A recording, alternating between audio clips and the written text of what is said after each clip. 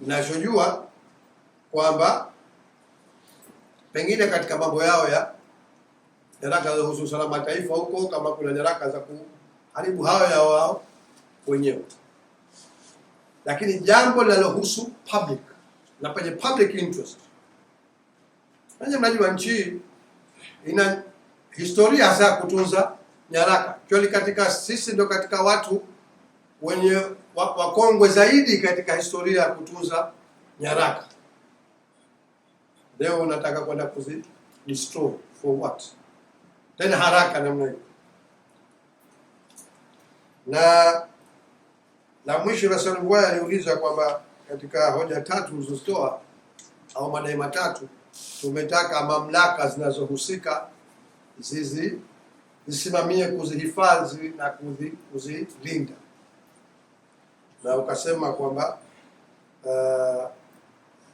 hata mwenyekiti wetu aliwahi kumuuliza hapa kwamba unakwenda mahakamani, mahakama zipi?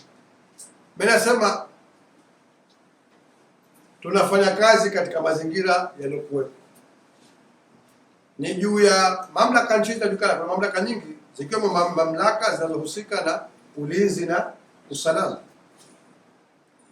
na tunajua hata hizo nyaraka za uchaguzi kabla ya uchaguzi zikiletwa zinalindwa na mamlaka na vyombo hivyo hivyo.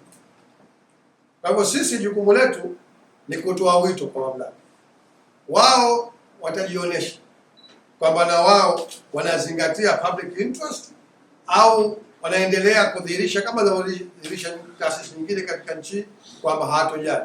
Hayo historia itahukumu. Kama alivyosema, sisi kazi yetu ni kueleza na tumelieleza,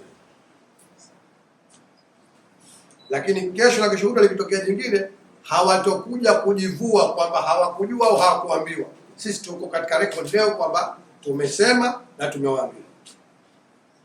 Na mwisho, Faruk Karim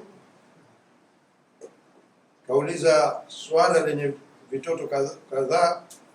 Kwanza kasema kwamba hichi kifungu ambacho tume imekihitaji, sisi tunakijua, na hakika nakusudia kifungu nilichokisoma hapa ambacho pia ndio chokisema George Kazi, kifungu cha 98 kifungu kidogo cha 3 cha sheria ya uchaguzi namba 4 ya mwaka 2008. Jibu la mkato tunakijua, lakini maelezo nishatoa kwamba kifungu hichi kinatoa ruhusa kwa tume kuharibu au kuteketeza baada ya siku 60. Hakilazimishi, it doesn't make it mandatory kwa tume kwamba lazima zikiwa siku 90 tu ya 91 ukaharibu. Ndio sasa yaliyopata kutokea.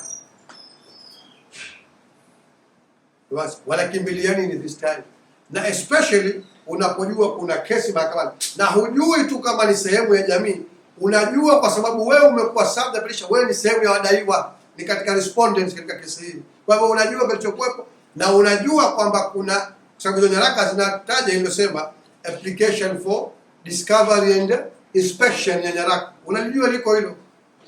Sasa mahakama inachelewesha kusikiliza likatolea maamuzi.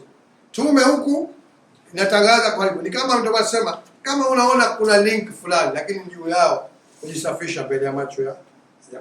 Kwa hivyo sisi tunajua, lakini anasema sheria, kifungu hichi cha sheria tunachokijua hakilazimishi kwamba lazima ikifika siku 91 uharibiwe.